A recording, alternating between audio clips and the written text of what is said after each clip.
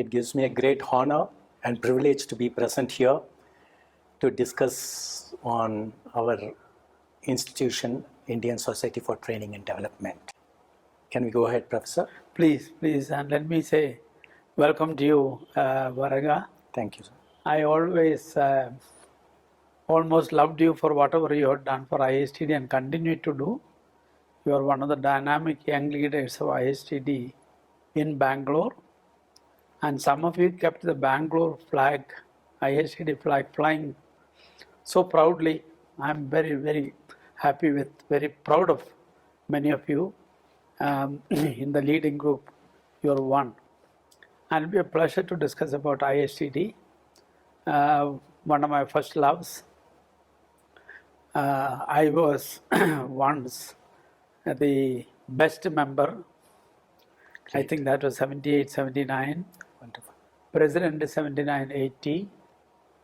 Then President Emeritus. Then became chairman of the advisory board.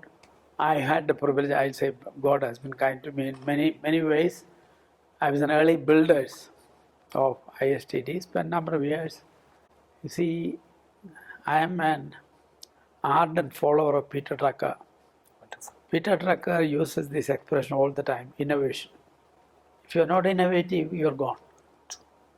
And it's very necessary for an institution or an organization. Continue to be innovative. Keep looking as to what's a new thing that we are doing. I really don't know whether anything new that has come out. I had the opportunity to attend, I think, 2 conferences of ASTD, American Society for Training and Development. One was in Dallas. There were 9,000 participants in the biggest auditorium of Dallas. And compare that with what happens over here. How many participants come? And that attracted some of the best brains, minds of learning and development and human resource development from all across America and all over the world. All over the world. I have attended the IFTDO conference in a number of cities, starting with Bath in 1973. Mexico in 77 or so, Manila in 88. So I had addressed a lot of things, and I would say that we, which is the largest in terms of, you take the HR profession, must be the largest, or at least a close competitor to US, had not made much impact. Now, early years when we were all in positions, my immediate predecessor was one Dr. Ramachandran, who was chief of training of Air India. The one before that, I think, was Varshney from Fertilizer Corporation of India. Much earlier, Mr. Kichlu, who was, I think, secretary. I think he was secretary to Department of Personnel. Sharu Ranganath. We had Mr. M.K. Kumar, who was deputy managing director of Shavalis. When I look at their, okay, let me leave out. We had a number of stalwarts in the presidential position who led. And there was some kind of a magnet. I'm not sure whether it is there. Let me give you a figure. See, I'm in the field of management education from 1960. I'm going to complete 60 years. And my presidency, I said 79-80. So it's going to be 40 years now after being the president.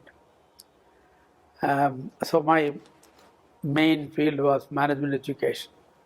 I think we produce today about 2.5 lakhs MBAs. Add to that about,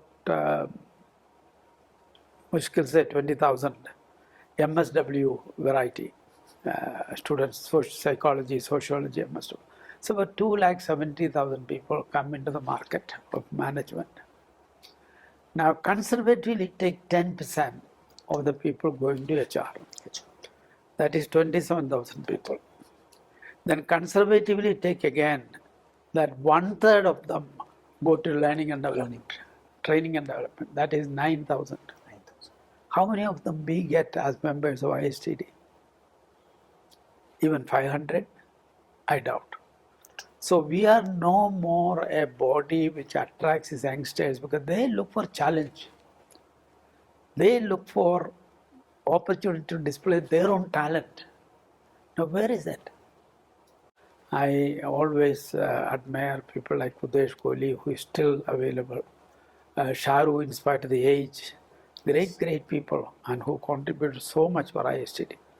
But we need a larger number of mid age-wise Mid-age. and younger people coming into ISTD to bring in a new dynamism. There's another thing I want to tell you if I can. Yeah, please go ahead. See, when I became president of ISTD, I was in sale. And in public sector, we have an expression called controlling officer. You are your own controlling officer. True. Which meant I could travel all over the city and all over the country. And I tell you, I visited every chapter practically on the company money. Because the part of the profession, SAIL, so it does. SAIL is a large public sector company. And if SAIL can contribute something to the people development, SAIL is such a large-hearted organization. It's a fantastic. I enjoyed my 8+ years with SAIL very hugely. So, and when we came for the annual conference in Ranchi, which was also an RTDO conference, Asian one, believe me, the kind of support I had from the public sector companies of that area, all the firms, Central Coal, CMPDI, Eastern Coal, SAIL organization, Bokaro Steel, HEC, you cannot hope to have anything more. And that was the kind of support. I'm sure it happened with the Fertilizer Corporation or Air India. And Dr. Ramachandran being in Air India, could travel all over, all over the world too. So that was the kind of past that we had. Now, of late, I began to think that that kind of a pulling capacity, let me use that, pulling capacity, or that kind of a respectability perhaps, in the company, in the industry, in the profession, is there or not, I honestly don't know. I have my worry. Even I was one of the planning group which developed our diploma, which incidentally happened for an IPM also, and also IMA. For very luckily, I got involved in all the 3 diplomas. So I was early enough active in IST at the very early part. The HRD network was not there at that time. Okay, yeah. So we had a run as one institution, and a very, very good run. And it used to grow a lot of dynamism. Now, what 80 means what? How many years? 40 years ago. I was 42, 43. 43. Now, that was the time I became the president. So, you have a lot of energy. I became IIM director only much later when I was 50. Okay, I became IST chairman when I was 42, 43. So we brought in that kind, but I must tell you one thing. Nobody can perform well as president of a national organization unless he has his own resources or the company resources. The running of the Cheshire home of Ranchi, I said, go and see that place. I went and saw on a Sunday, and I was still not convinced. My boss at that time was this venerated, great soul, Mr. Billy Moria, Parsi gentleman. Great man, great man. I would like to remember him. And he was active in IST. Okay. He told me, Joe, sale doesn't mean that we look after steel or our business. We also owe it to the society. You take our Cheshire home. Now that was the philosophy of sale. Now, and we, with another gentleman who was the MD of Beacon, we built that up as one of the finest. So I have only said this because we need such corporations support you.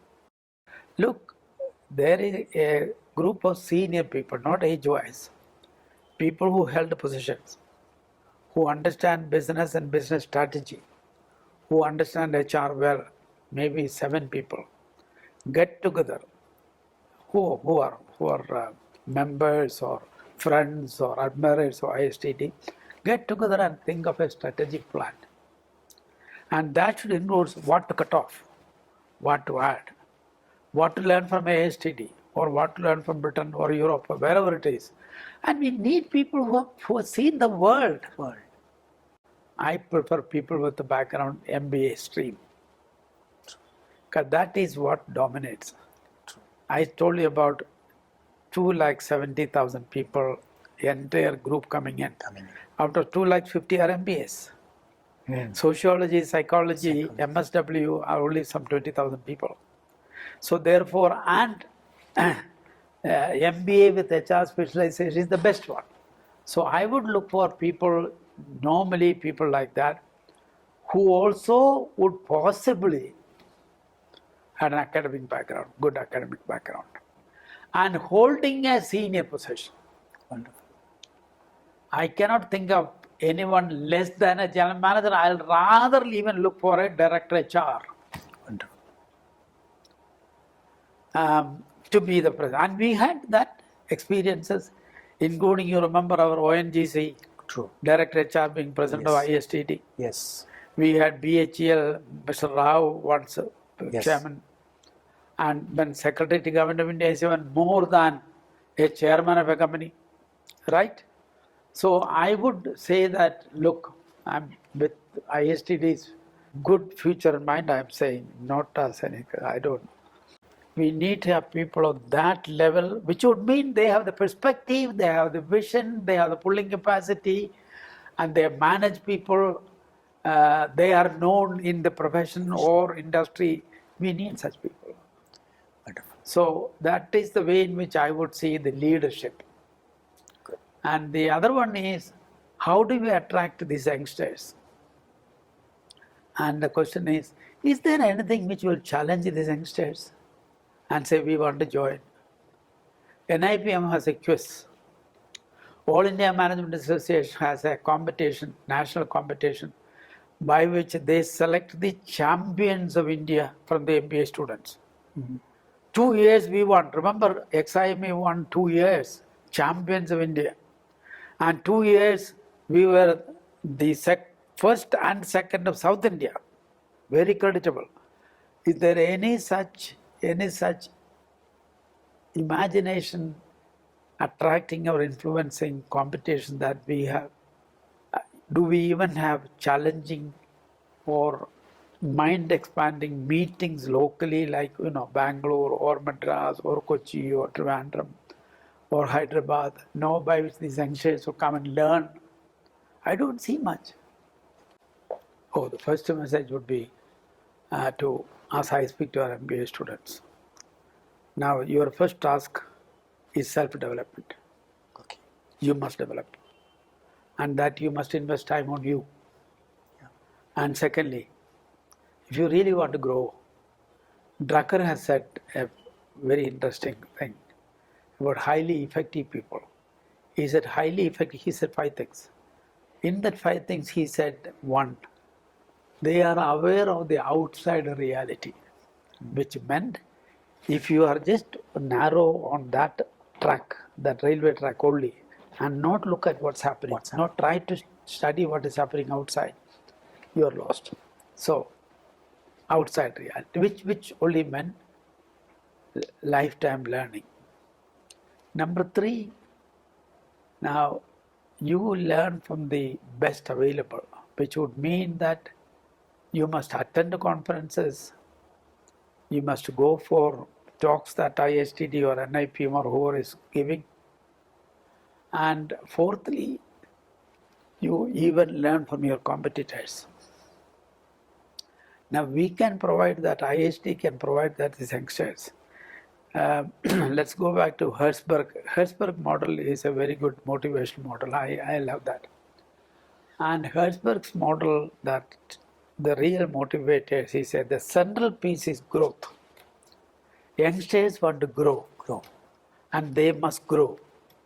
And can we in some way facilitate that key desire, basic need of these youngsters. And the final one I will say is this. In part of my time management course, I use Thomas Alva Edison's electric bulb. And once he has achieved that, and they used to work in the night. Every night, it is not a day they were working, they work in the night. Once he invented that in the celebration meeting, he told these youngsters, he said, there is no shortcut to hard work. And then he added, without hard work, we will go rotten. We will go rotten. So to the youngsters, I will say, look, I, all my life, from my XLRI days to today, I normally put about 10 to 11 hours of work every day, including the Saturday. And I think God has been kind to me in terms of my career. Becoming a director of an IIM Bangalore today, which is now counted as the number one business school.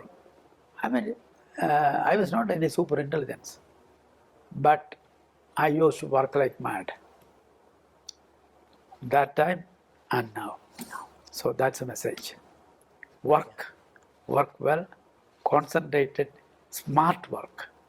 I wouldn't say, stupid work, but not that kind of hard, but smart work. It's very evident. And develop. It's very evident in you. Develop. We can see that. Yeah. Thank you. Professor, it has been a wonderful session and it was an eye-opener. We will see this video is passed across to the ISTD leadership and see what is the best that we can do, because it's a very valuable information and the suggestions which is put across by you. Thanks a lot, Professor, for your time and the suggestions. Thank you. ISTD is grateful. ISTD is grateful to you, Professor. Thank you.